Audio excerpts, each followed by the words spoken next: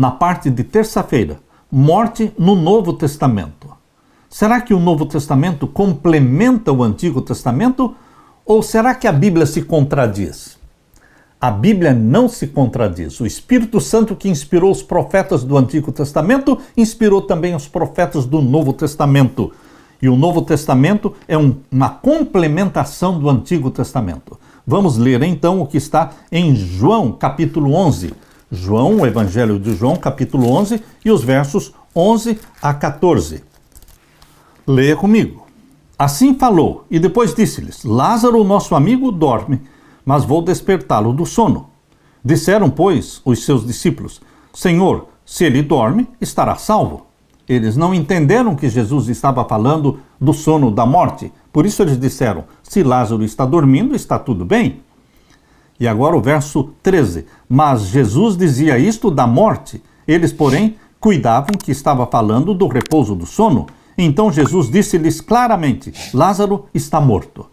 Primeiramente, Jesus disse: Lázaro está dormindo. Como eles não entenderam, aí Jesus disse claramente: Lázaro está morto.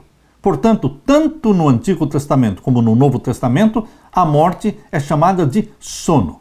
Um sono inconsciente. Assim como quando você está dormindo à noite, você não tem consciência se já passaram 2 horas ou 8 horas em que você esteve dormindo, você não tem consciência. Assim também na morte.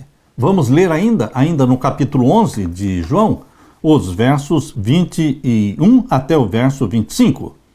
Verso 21 a 25. Disse, pois, Marta a Jesus: se tu estivesses aqui, meu irmão não teria morrido. Mas também agora sei que tudo quanto pedires a Deus, Deus te concederá. Disse-lhe Jesus: teu irmão há de ressuscitar. Disse-lhe Marta: eu sei que há de ressuscitar na ressurreição do último dia. Ela cria na ressurreição do último dia.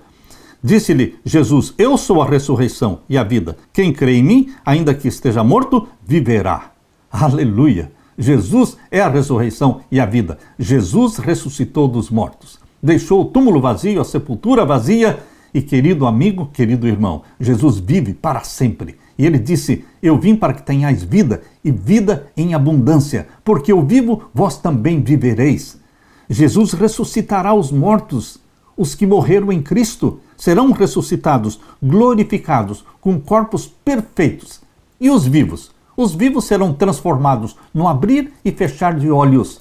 Ante a última trombeta, os vivos serão transformados de mortais para imortais. É exatamente o que Paulo diz na primeira carta aos Coríntios, capítulo 15. Abra sua Bíblia, na primeira carta de Paulo aos Coríntios, o capítulo 15, e vamos ver os versos 51 em diante. Eis aqui vos digo um mistério. Na verdade, nem todos dormiremos, mas todos seremos transformados. Novamente, nem todos dormiremos, disse Paulo. O que significa isso? Nem todos morreremos. A morte é um sono, mas todos seremos transformados. Verso 52. No momento, no abrir e fechar de olhos, ante a última trombeta, porque a trombeta soará, e os mortos ressuscitarão incorruptíveis, e nós seremos transformados. Em Cristo Jesus, seremos ressuscitados. Em Cristo Jesus seremos transformados de mortais para imortais. Existe muita ignorância com relação aos que morrem. Por isso Paulo esclarece na sua primeira carta aos Tessalonicenses, capítulo 4, verso 13 em diante. Primeira carta de Paulo aos Tessalonicenses, capítulo 4, e os versos 13 em diante. Leia comigo. Não quero, porém, irmãos, que sejam ignorantes acerca dos que já dormem. Mais uma vez, os mortos estão dormindo inconscientemente, porque o sono é inconsciente. Não quero que sejam ignorantes com relação aos que já dormem, para que não se entristeçam, como os demais que não têm esperança. É óbvio, aqueles que não têm esperança da ressurreição em Cristo, aqueles que pensam que os mortos estão sofrendo no fogo do inferno, ou estão no purgatório, eles sofrem. E queridos, Deus não quer que você seja ignorante com relação a este assunto. Verso 14. Porque se cremos que Jesus morreu e ressuscitou, assim também aos que em Jesus dormem, os que morreram em Cristo, Deus os tornará a trazer com ele. Quando Jesus voltar, eles serão ressuscitados. Verso 15.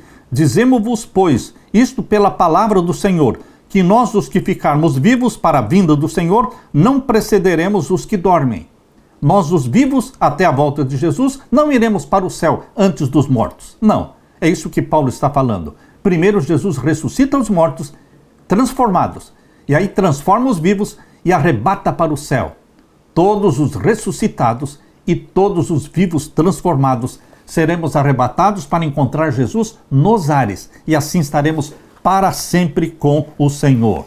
O Antigo e o Novo Testamento usam o sono como um símbolo da morte.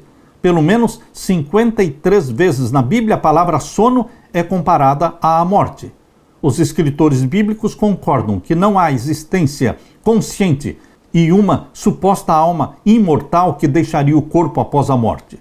O Novo Testamento reforça uma dimensão já sugerida no Antigo Testamento, a ressurreição gloriosa no retorno de Cristo.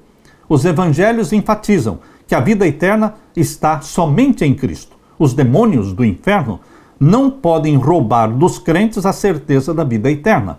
Cristo venceu a morte na cruz. A sepultura não pode conter as suas vítimas, assim como a sepultura não pôde conter Jesus Cristo. A ressurreição de Cristo é a garantia de que os fiéis um dia serão ressuscitados em sua segunda vinda. Paulo declarou: se os mortos não ressuscitam, também Cristo não ressuscitou.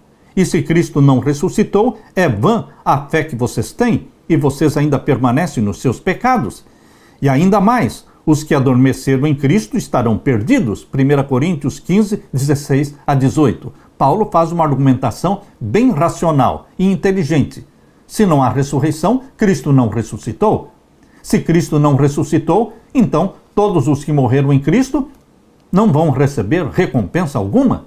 Mas louvado seja Deus, Jesus ressuscitou. A sepultura está vazia, o túmulo está aberto.